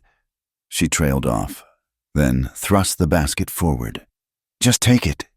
Ruth accepted graciously, recognizing the monumental effort this small gesture required. Thank you, Eugenia. Would you like coffee? Yes, all right. They sat awkwardly at the kitchen table while Jonah dozed in the next room. Finally, Eugenia spoke. That night at dinner, what you said about refinement showing in how we treat others, it's haunted me. I spoke in anger. No, you spoke truth. Eugenia twisted her hands. I've been cruel. We all have. Silas says it's just how things are. But She looked up finally. My grandmother was a laundress before she married up. People were cruel to her too. I swore I'd never, but I became just like them. Ruth reached across the table, touching Eugenia's hand briefly. It's never too late to change direction. Silas won't like me being here. Then don't tell him, but you're welcome any time. After Eugenia left, promising to return with her mother's old quilt patterns, Ruth found Jonah awake and watching from the doorway. That was generous, he said, after everything she's done. Hatred's too heavy to carry when you're already bearing other loads. She coughed slightly, then continued. Besides, she's trapped too, in her way. Maybe worse than us. We know we're in a cage and can fight it. She doesn't even see her bars. Days passed in slow recovery. Ruth's cough gradually improved, though it still caught her at unexpected moments. Jonah's hip responded to the exercises, the pain becoming manageable if never absent. They fell into new patterns of care, she preparing liniments and treatments, he ensuring she rested when the cough worsened. One afternoon, while sorting through salvaged items from the fire, Ruth made a discovery. In an old ledger Jonah used for recording cattle sales, pressed between pages, was a deed fragment. Jonah, what's this? He looked, frowning. Part of the original ranch deed. Father kept poor records. Half our papers were lost in a flood years back. She studied it carefully. This mentions mineral rights.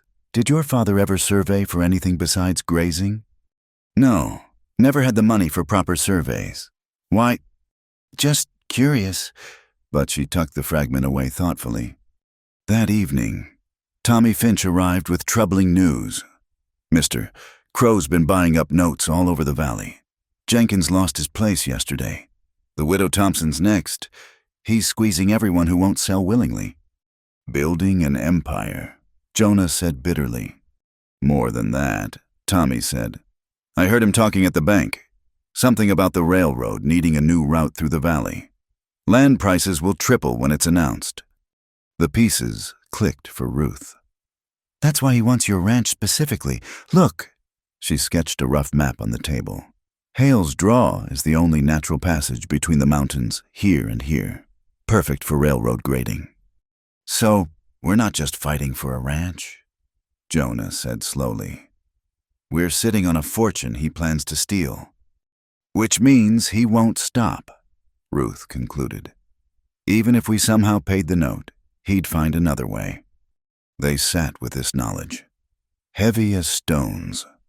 Outside, early December wind rattled the windows, reminder that time was running short. I won't run, Jonah said finally. This is my land, my father's land. Our land, Ruth corrected softly. I may have come here by trick, but I choose to stay by decision. He looked at her across the table. This remarkable woman who'd entered his life through cruelty, but remained through courage. Ruth, I need to say something. That night, when you were so sick. I know. Her voice was gentle. I heard you, every word. And she stood, moving around the table to where he sat, with infinite care. She cupped his face in her bandaged hands. Jonah Hale, you are the first truly good man I've ever known. You see me, not the scar, not the gossip, but me. How could I not? She stopped, struggling with words never spoken aloud. Say it, he whispered. Please. How could I not love you for that? He pulled her down, kissing her softly, mindful of their injuries but unable to resist any longer. She responded with equal tenderness, the kiss speaking all the words they'd held back. When they parted, she rested her forehead against his. This complicates our arrangement. Everything about us has been complicated from the start. Why stop now? She laughed, the sound like music in the simple kitchen. True, though I warn you, I'm no easy woman to live with. I speak my mind. I have nightmares, and I'll never be the pretty wife who sits quietly. Good. I don't want easy or pretty or quiet. I want you sharp tongue, quick mind, brave heart, and all. Then you have me, whatever comes. They sealed the promise with another kiss. Longer this time, full of hope despite the troubles surrounding them. Outside, snow began to fall, but inside the kitchen was warm with more than fire. That night, they made a decision. She would sleep in his room, not as his wife yet, but as his intended, his partner, his equal. They lay on separate beds still, propriety maintained, but close enough to reach across the gap between them. Tell me about your dreams, Ruth said into the darkness. Not the nightmares, the real dreams, what you wanted before life intervened. I wanted to breed horses, Jonah admitted. Not cattle horses, the kind that dance instead of walk, that choose their riders instead of just accepting them. There's a stallion up in the mountain meadows, wild and black as midnight. I've watched him for years, thinking someday, we'll catch him, Ruth said firmly.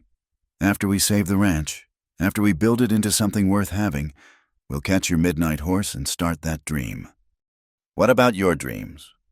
A long pause. I dreamed of having children once, before I learned my body was too damaged from the beatings. But maybe there are other ways to nurture life. Teaching, healing, building community. The church has orphans sometimes, Jonah said carefully. Children needing homes. Yes, she breathed. Yes, that could be... Yes. They talked until dawn, spinning plans like gold thread, weaving a future neither had dared imagine alone. The weight of Crow's threat remained. The deadline loomed. But for these hours they had something stronger than fear. They had each other, and the unshakable certainty that some things were worth any fight. When morning came, it found them asleep, hands bridged across the gap between beds, holding tight to hope and each other. The circuit judge arrived in Pine Bluff on a cold March morning, his black carriage cutting through the last of winter's snow. Word spread quickly Barrett Crow would face trial for arson and attempted theft by fraud. The evidence Ruth and Jonah had preserved, combined with multiple witness testimonies, had forced even Sheriff Dodd to make the arrest. Don't get your hopes up, Reverend Whitcomb warned as they prepared for court. Crow has money for good lawyers. And Judge Thornton, well, he's been known to favor those who contribute to his campaigns. But something had shifted in Pine Bluff. The fire had exposed Crow's methods too starkly, and his attempts to foreclose on other ranches had created a coalition of the threatened. When the courthouse opened, it was packed with townspeople. Many who'd previously sided with wealth now sat with the workers. Ruth wore her best dress, the purple ribbon at her throat, beside her. Jonah sat straight despite his hip, dressed in his father's suit. They were no longer the ostracized couple from November. They were neighbors, survivors, fighters for what was right. The trial moved swiftly. Crow's lawyer, imported from Denver, tried to dismiss the evidence as circumstantial. But when Ruth took the stand, her testimony was devastating in its precision. You claim to have found this modified branding iron at the scene, the lawyer challenged. How do we know you didn't plant it there? Ruth met his gaze steadily. Because, sir, I was too busy pulling calves from a burning shed to think of planting evidence, unless you're suggesting I set fire to my own home for the pleasure of nearly dying in it. Your own home. You're not married to Mr. Hale. No, but home isn't always about legal papers. It's about where you choose to stand and fight. I chose Hale's draw. When Jonah testified about Crow's threats and the fake brands, the lawyer tried a different tack. Mr. Hale, isn't it true you owe Mr. Crow $600? This could all be an elaborate scheme to avoid payment. I owe the bank $600. Jonah corrected. A debt I've never denied. What I deny is Mr. Crow's right to steal what he can't buy honestly. The parade of witnesses continued. Tommy Finch, nervous but determined, told of overhearing Crow's men planning the fire. Sam testified about the kerosene purchases. Even Silas, called as a hostile witness, crumbled under questioning and admitted to knowing about Crow's plans, though he claimed no direct involvement. Most damning was when Martha Whitcomb produced a letter she'd found, Crow's correspondence with railroad executives, discussing the imminent acquisition of Hale's Draw months before the note was due. The jury deliberated for less than an hour, guilty on all counts. Judge Thornton, clearly unhappy, had no choice given the verdict. Barrett Crow, you are sentenced to 5 years in territorial prison and ordered to pay damages of $1,000 to Mr. Hale. The courtroom erupted, but Crow's lawyer stood quickly. Your Honor, we'll appeal. In the meantime, the original debt stands. Mr. Hale still owes $600, due in 1 week. That's another matter for civil court. The judge agreed.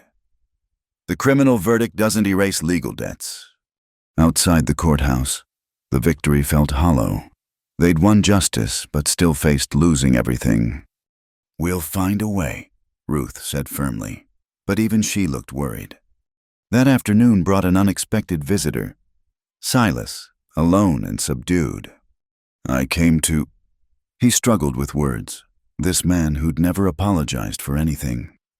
What I did was wrong. Bringing Ruth here is a joke.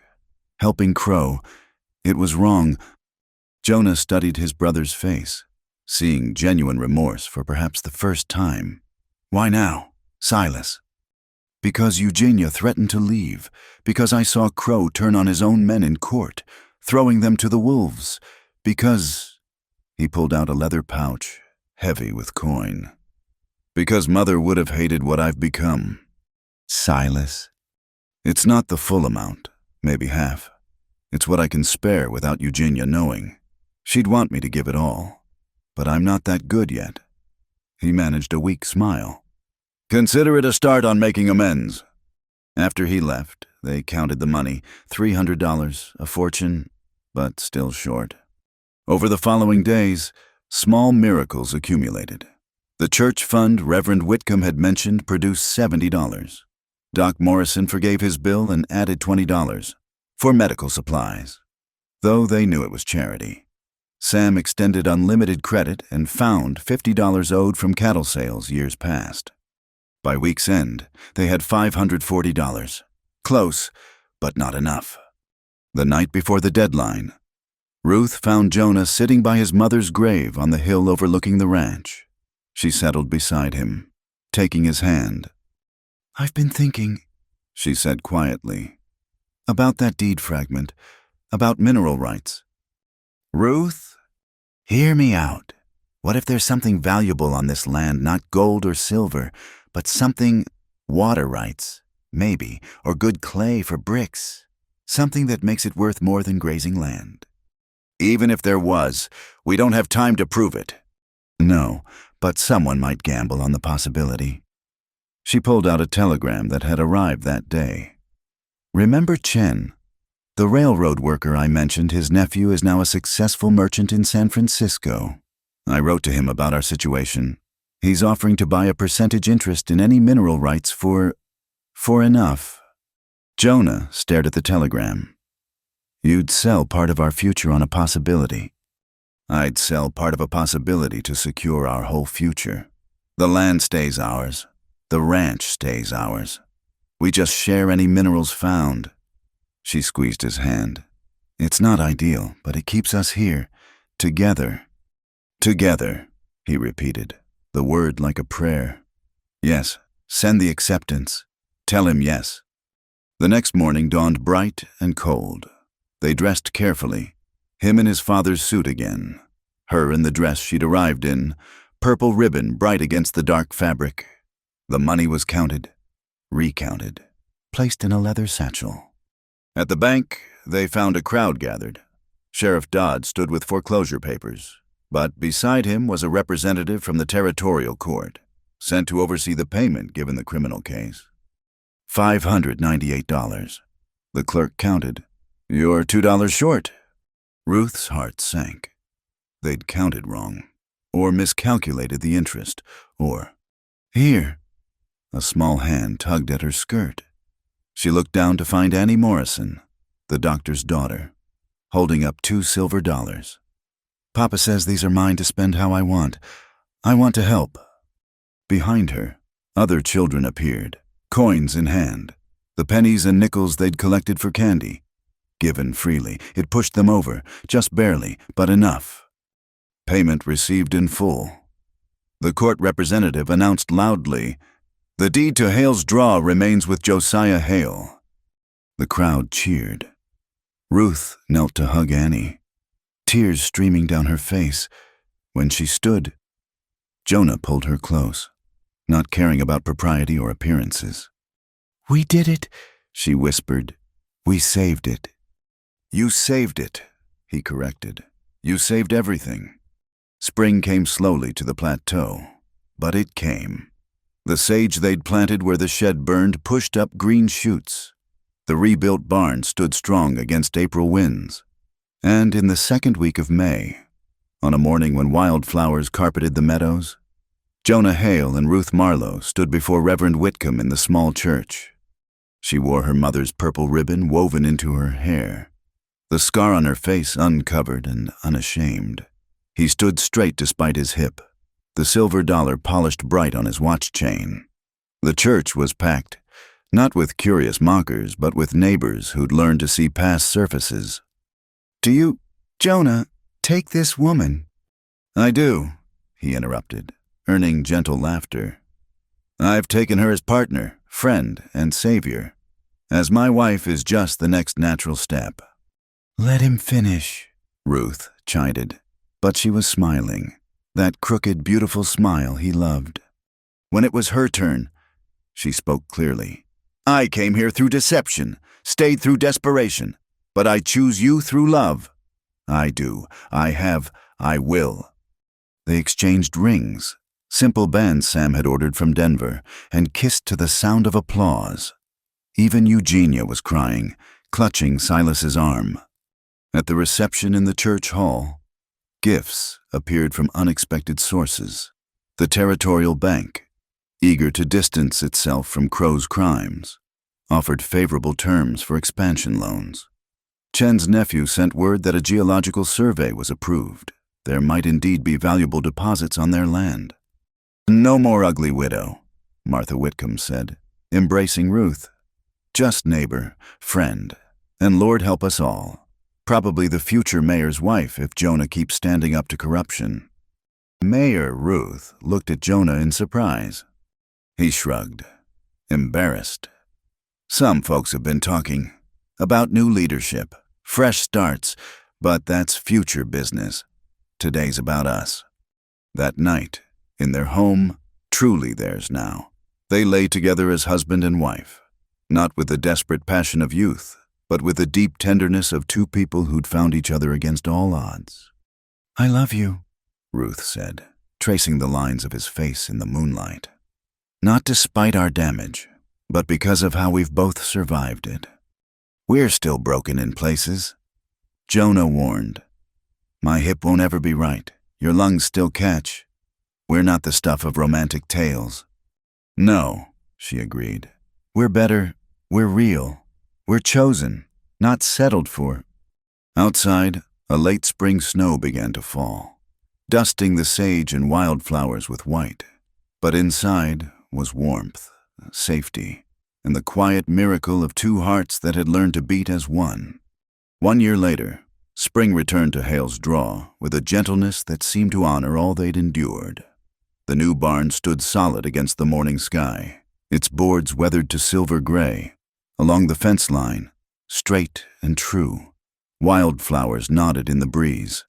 And in the kitchen garden, where the burned shed once stood, mint grew thick and fragrant in a peculiar container.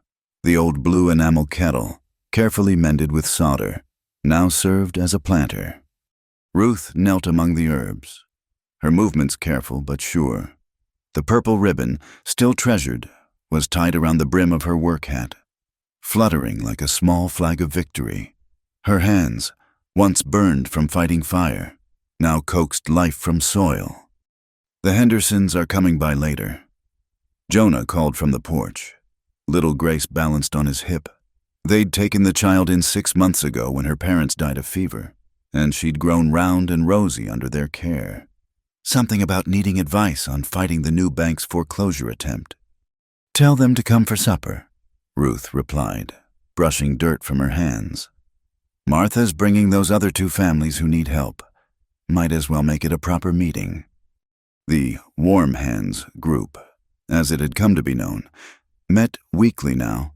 What started as a few women sharing survival skills had grown into something larger, a network of mutual aid that helped families weather the storms that still swept through the valley. Ruth had written a small handbook on frontier remedies and household economy that circulated hand to hand. Copied and recopied until the pages wore soft.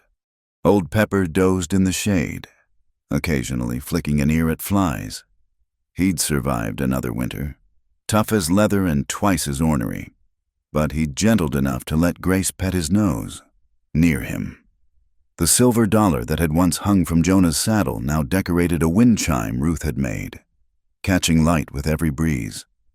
"Papa Jonah," Grace babbled, pointing at something. "Bird." "That's right, little one. A meadowlark." He shifted her weight, his hip barely protesting. The exercises Ruth had taught him, combined with her liniments, had made the pain manageable. He'd never dance at socials, but he could work his land and carry his daughter. That was enough. Tommy Finch rode up the trail, no longer the nervous boy, but a young man who'd grown into his frame. He served as deputy postal inspector now, having helped expose a mail fraud scheme that tried to prey on rural families. "Morning, Mr. and Mrs. Hale." He dismounted with easy grace. "Got news from town. They're organizing the spring fair next week. Mrs. Whitcomb wants to know if your Warm Hands group will have a booth." "Of course." Ruth stood, shading her eyes. "We've got quilts to sell, Annie Morrison's preserves, and Sarah Jenkins wants to demonstrate soap making."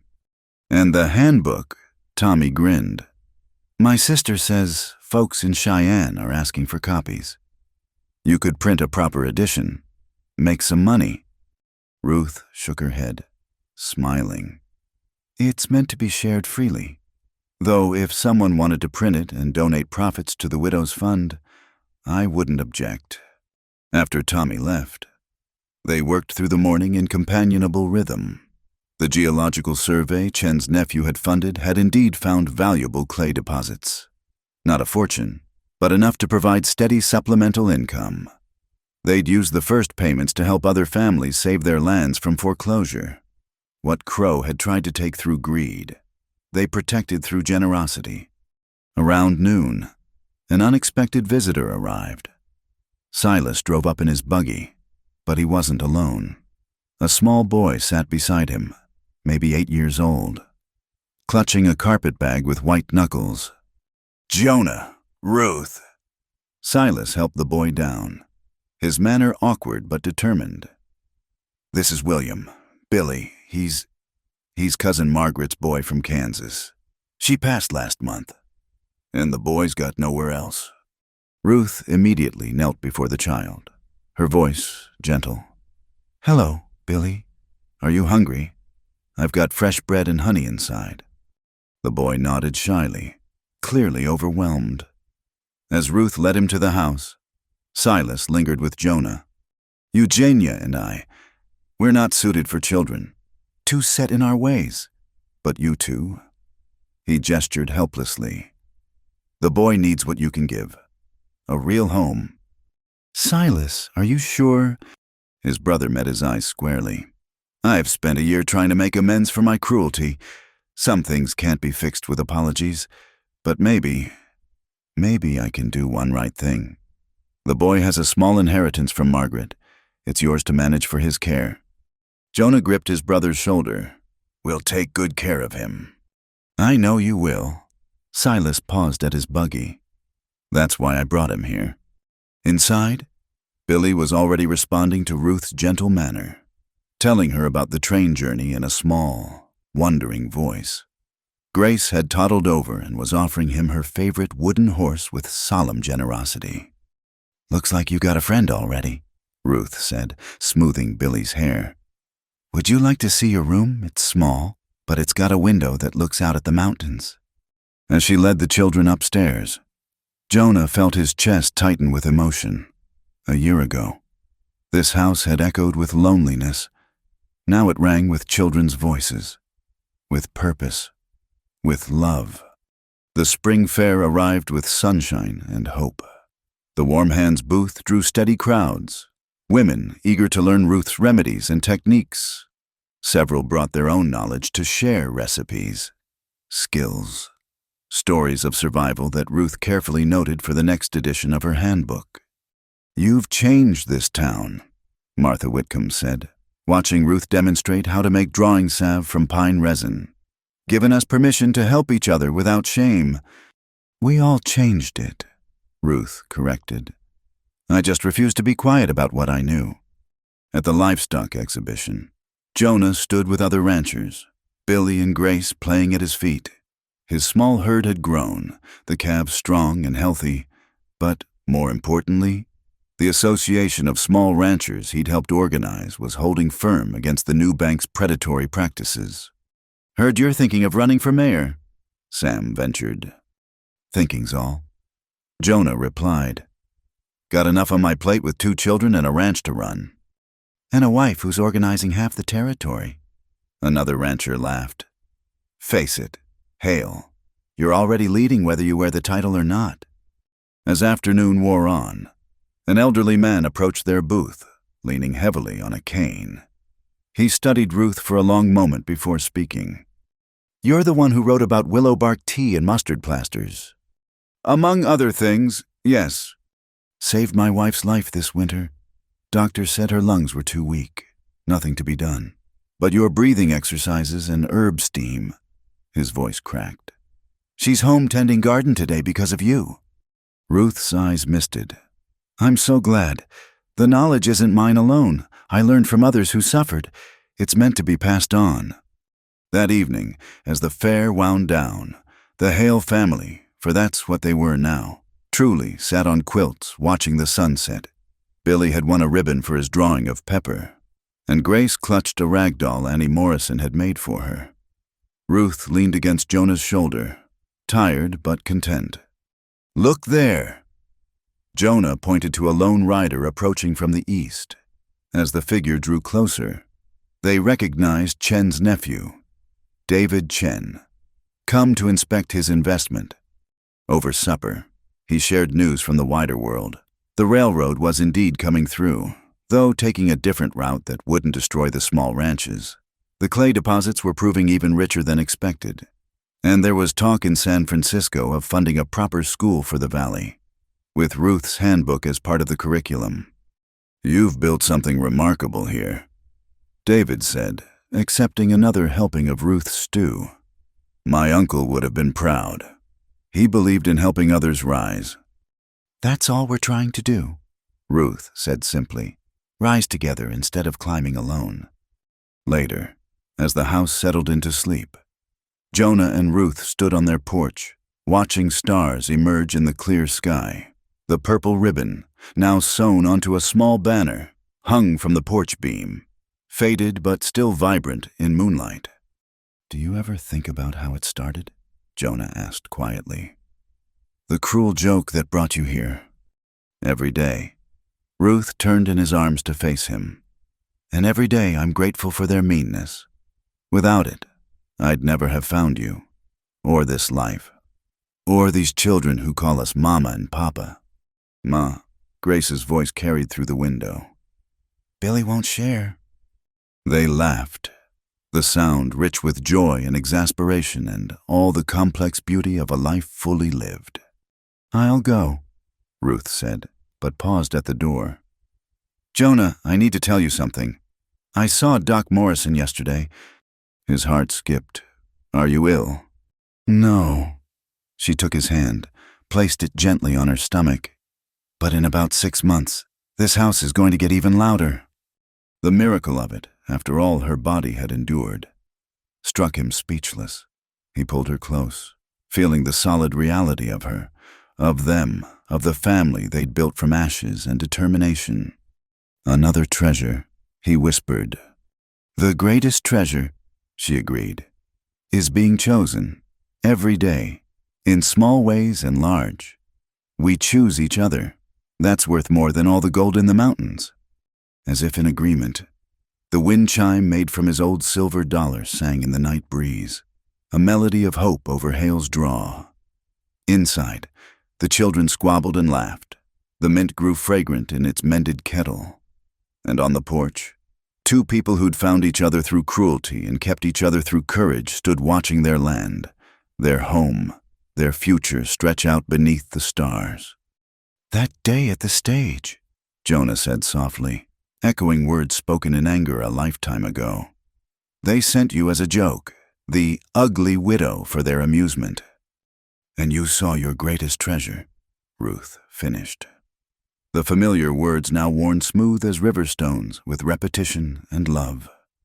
I did, I do, I always will. The night wrapped around them, gentle as hope, strong as the love they'd built from broken pieces. Tomorrow would bring new challenges, new chances to help neighbors, new lessons to teach their children. But tonight, they had this, each other, chosen and cherished, proof that sometimes the cruelest jokes become the greatest blessings. In the barn, Pepper whickered softly. From the house came the sound of children finally settling to sleep, and on the porch of Hale's draw, two hearts beat as one, having found in each other not what they'd expected, but exactly what they'd needed. The greatest treasure, indeed. Thank you so much for listening to this story. I hope the journey of Jonah and Ruth touched your heart as much as it touched mine while telling it.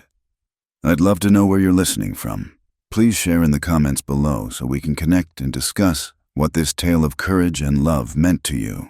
If you enjoyed this story, please subscribe to my channel, Wild West Night.